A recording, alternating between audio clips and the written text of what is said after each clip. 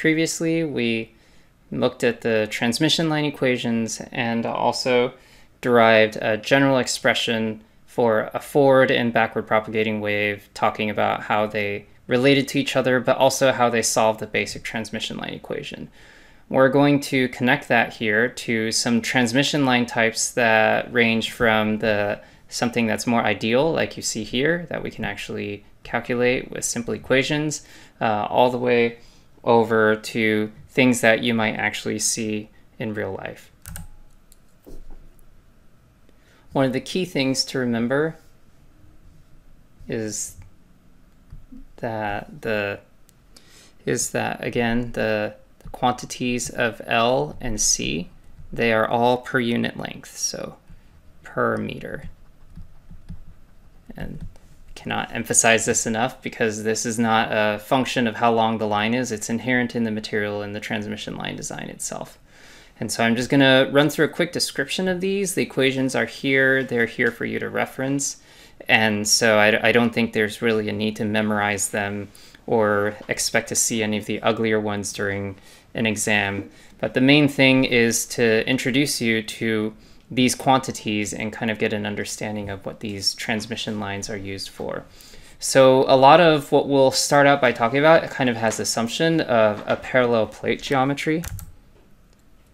And in these basic, and one of the main ideal situations that we assume is that there are no fringing fields. So we actually, when we come up with these expressions, we kind of assume that these plates go out to infinity and there are no fringing fields. So all of the field are these nice little vertical lines. And when we make those assumptions, we have these nice little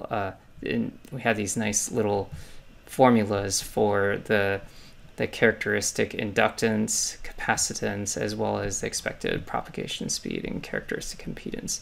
Now remember that if you see that there are no subscripts for the mu and epsilon, then that means that it's referring to the overall permeability and permittivity for the material. So in this case, mu is going to be mu r, mu naught, and epsilon is going to be equal to epsilon r times epsilon naught.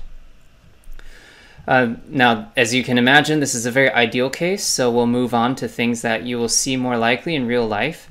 The first one is a coax, which hopefully you've all seen in real life. It consists of the center conductor here, and then the outer sheath acts as the ground. So the field lines go radially outward from the center conductor out into this ground shell here. And using this, the main parameters that you have are, in addition to the material inside here of mu and epsilon, you can also, the overall characteristics are also dependent on the geometry of the inner conductor and the outer conductor, specifically the ratio, which you can see here.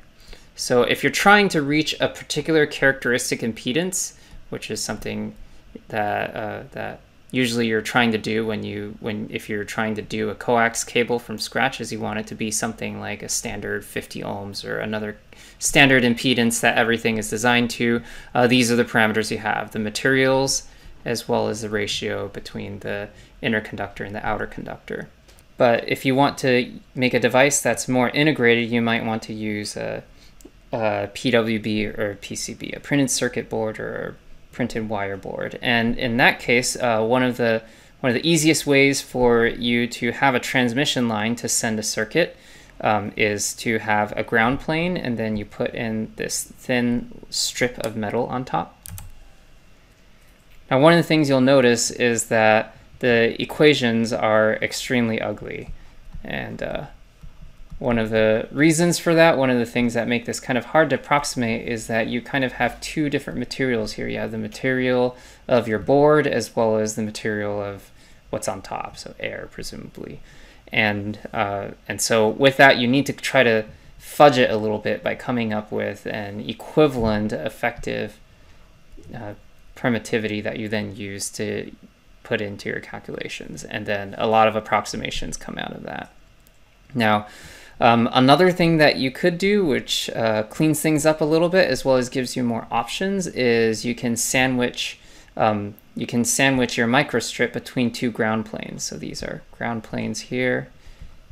And that gives you, first of all, one of the nice things is that you have less of a fringe field situation between transmission lines, and you can also stack multiple transmission lines on top since they're all separated from a ground plane. So if you wanted, you can add a second layer of transmission lines with these ground planes separating it, and then that gives you more options in terms of your connectivity. But again,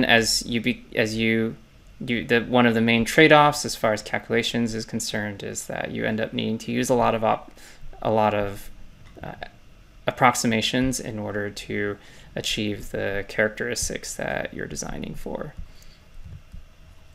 So the main goal of this is to kind of get an understanding for what the different transmission line types are that are common, and just have this particular page of formulas all bookmarked so that in the future, if you needed to design a microstrip line, you'll know what kind of dimensions that you need to use to target a particular impedance so that you have good matching.